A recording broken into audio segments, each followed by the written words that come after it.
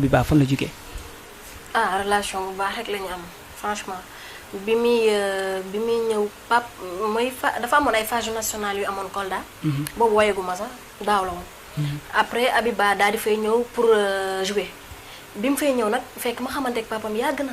après papam ne ma pourtant Abiba daf fi war a ñëw et tout léegi dama bëggoon nga organiser ma affaire yi comme ça mu jaar yoon vu que nit ñi xam nañ la.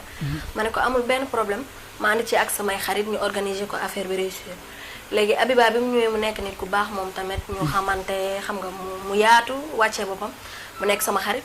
ñu commencé noonu ba yàlla def ma ñëw rejoindre label bi maa moom ñu sekk lu baax.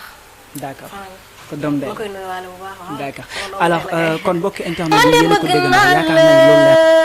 baabu yu baba babam ehey babam babam.